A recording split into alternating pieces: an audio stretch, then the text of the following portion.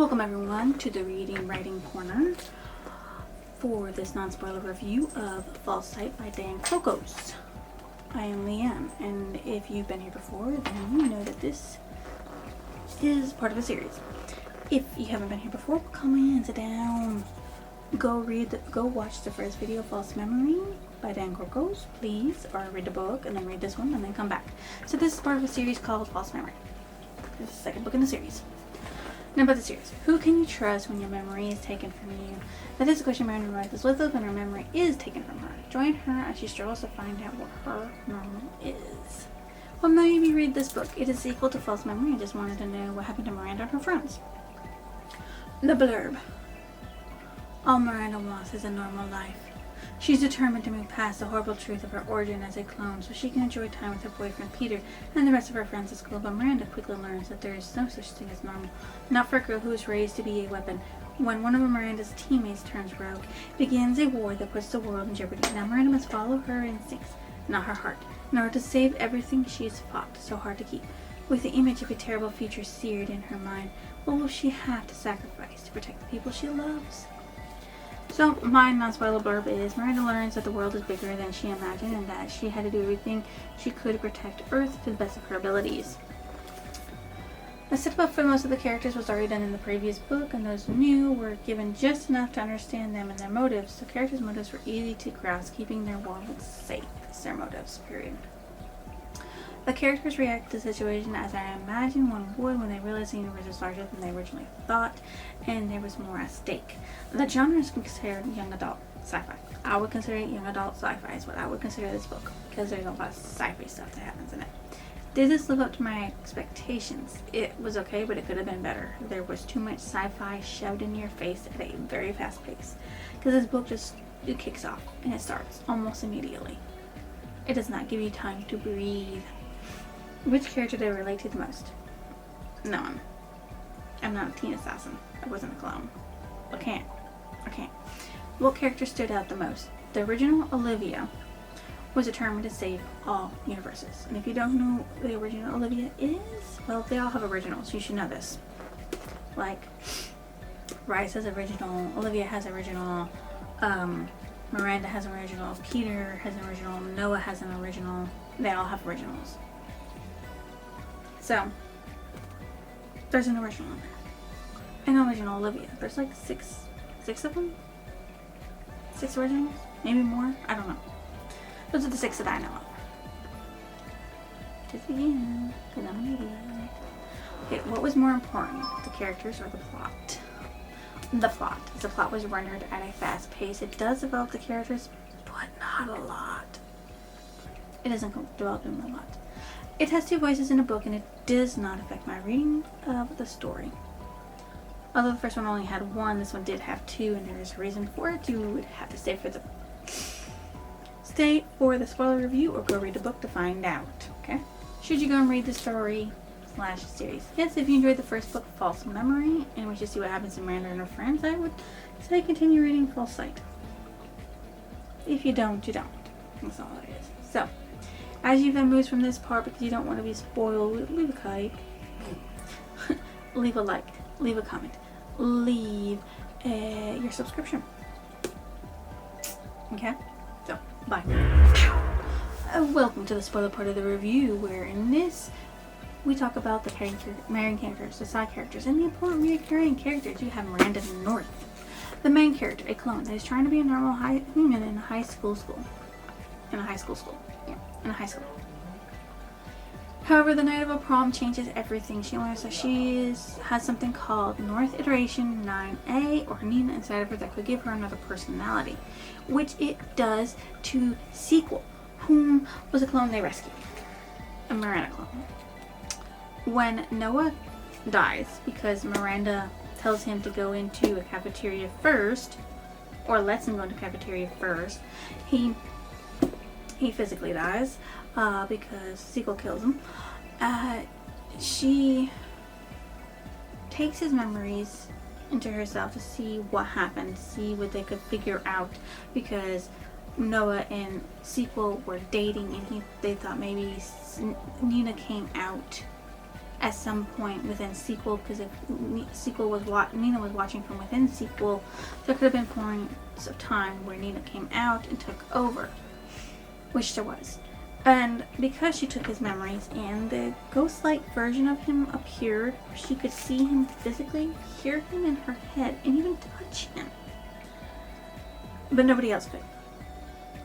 The Nina inside of Miranda was defeated by the both of them, but Noah also disappeared. Or at least I think he disappeared. She sacrificed herself by blowing up this pyramid-like thing in an alternate universe to get rid of the eyeless. Which the eyeless are clones of, I want to say, people that were warped to look the way they did, without eyes and just hunger, eat everything inside. People, mainly. Noah East, a clone that went to check out a dark cafeteria, and his neck was sliced in half. He was still in love with Miranda, but he didn't know that Miranda was not his Miranda until after he became a ghost, and she told him inside his mind.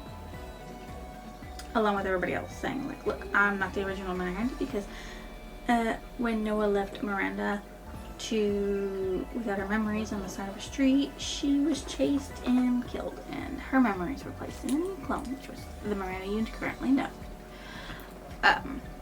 He became a ghost-like version of himself that could actually touch and act in the physical world, but only Miranda could see him and hear him.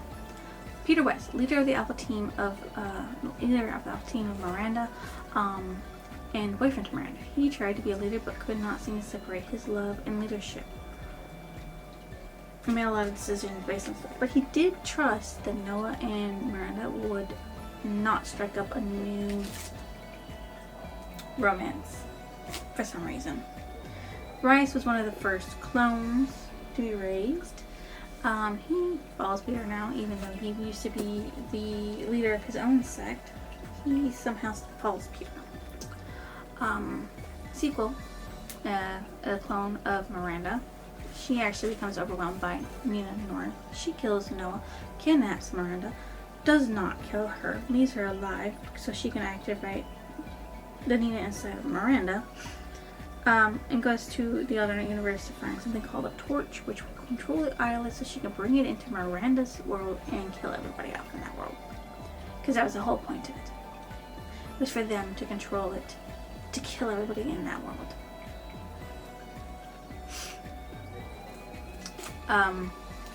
You actually meet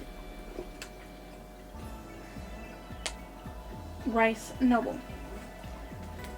I don't know, but I believe Rice Noble is one of the first clones made on Miranda's Earth that was to be there to raise all of the other clones. And he was the one that actually raised Rise, the clone we know. He says, "Call me Noble." He went to another universe to try and stop the eyeless from destroying Miranda's Earth, and he actually came back to give Noah memories about the eyeless to prepare them for what was going to happen. And then he helps them out the rest of the time. Like, he helps them escape when they get trapped. He gives them all the information they need and helps them defeat the eyeless. The alternate universe that he ends up inside of, that they end up inside of, is one where Commander Gain lives. Someone ruled over his destroyed Earth because the eyeless wiped out almost all of humanity. He wanted the eyeless destroyed, but not at the sacrifice of another Earth. He fell for Nina's words and trusted her to take the torch and lead them into a universe that would kill them. But he had actually planned a bomb-like explosion inside of his own building that watched over what they call the Black, which was the liquid that would cart them to different universes. So they could go inside this black liquid and it would bring them into a new universe. He was planning to destroy that.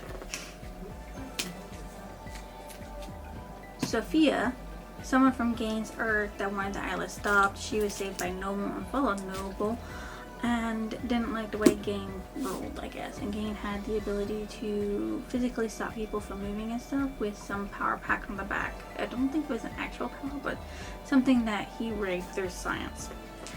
you also get to know the original Olivia. She wants to stop the rest of the originals from destroying other Earths and tries to help Noble Miranda to the best of her abilities without being seen to defeat the Eyeless, which was the original Miranda's weapon.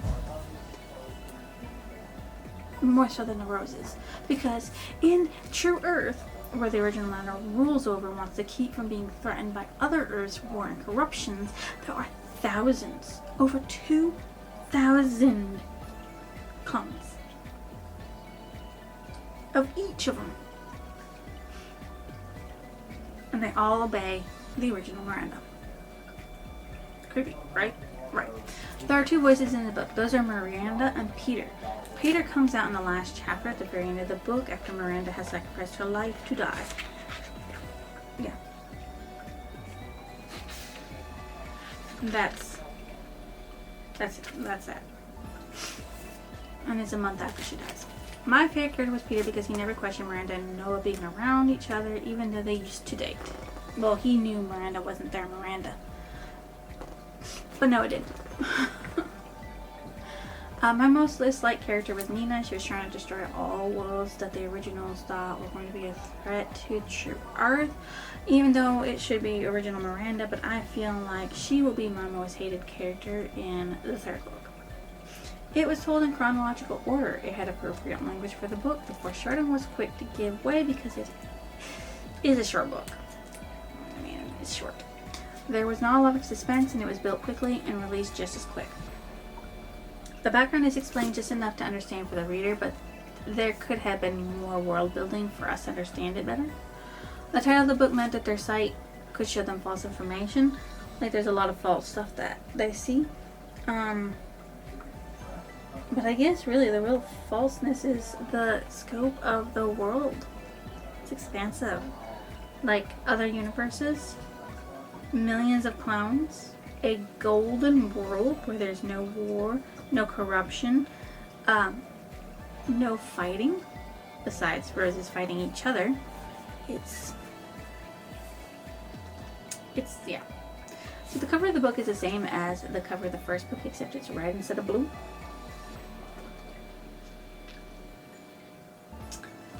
What stood out as memorable? So in it, when she goes to the True Earth, she's supposed to go to the Roses building and, you know, say that she got into a fight and get in there to go get the torch, to be able to get access to the torch. So when she goes into the building, well, before she goes in the building, a Noah questions her and tells her to go to the infirmary. So she goes to the infirmary and they implant this little device on the back of her skull that will download all of her memory onto it, so that way they can look at it to see who jumped her, even though nobody did. She forgot it was there. So I'm going to assume, because at the end of the book, Noble hands the chip to Peter and says, you know, that's Miranda, basically. So I'm figuring that she's going to pop back up in the third book again. I don't know if it's something that she forgot about because of everything that happened around her, or if it was because she thought it was not going to survive this explosion, but apparently it did. So, yay for that. My favorite passage from the story is, she's gone in a single moment. I hear a thought, either mine or Noah's. I can't tell. No room for three in here. This is when Nina pops up and tries to take over in Miranda's mind, but Miranda and Noah are inside Miranda's mind, and there's no room for three of them. There's only room for two in a brain, apparently. My favorite quote is at the very end of the book. Careful of that boy that you love. Noble says to Peter when he hands him the chip. What's the chip called?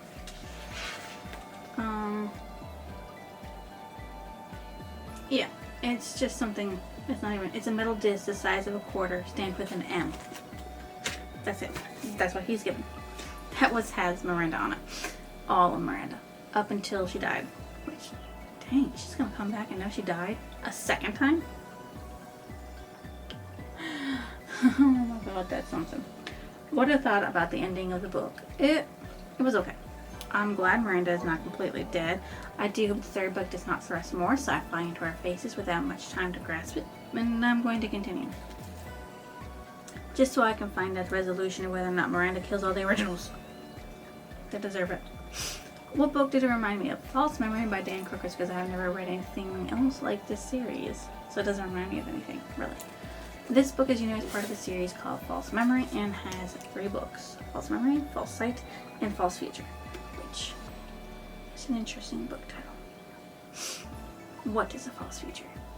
I rate this a 3.5 or 3 on Goodreads because of how much sci-fi was thrust into our faces that we did not get a lot of time to digest, as the book is very fast-paced.